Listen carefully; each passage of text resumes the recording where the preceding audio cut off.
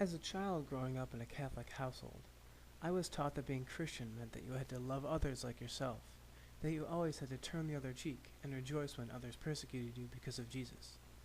I remember the beautiful lessons Jesus taught and profound statements like, "Let those who are without sin throw the first stone," and "Forsake all of your belongings, give to the poor, and follow the way of the Lord." As I grew up, however, I encountered quite a disconnect between these statements and reality. In this so-called Christian nation, I saw the poor struggling to deal with the demands of daily life. I saw the rich in their grotesque access and luxury. And I saw the apathetic middle class content to let others starve so that they could enjoy their hobbies.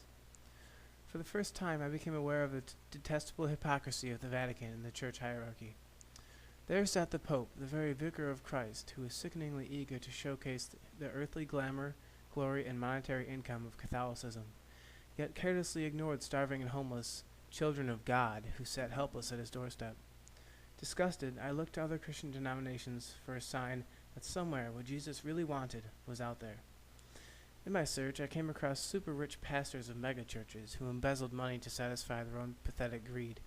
Continuing, I came across those who would have prayer in public schools, despite the First Amendment and direct orders from Jesus himself condemning public prayer.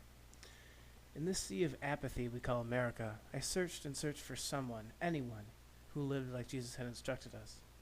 To my dismay, the only Christians willing to take Jesus' words seriously were the crazy groups, trusting in a rapture that would never come and selling their possessions in preparation. As the end of my search came near, it became astonishingly clear that modern Christians were not turning the other cheek, loving others as themselves, or rejoicing in persecution and insults because of Jesus. They didn't even think about letting those who were without sin throw the first stone, or selling their possessions, giving to the poor, and following the way of the Lord. Instead, they were too busy telling gays they were sinners, attacking others from atop a non-existent moral high ground, and buying the latest iPhone. These fake Christians almost never considered or helped the less fortunate, and when they did, it was only because it was easy to do so. These people were so completely divorced from the ways of the real Jesus that they served as a mere shadow of a half-believed faith.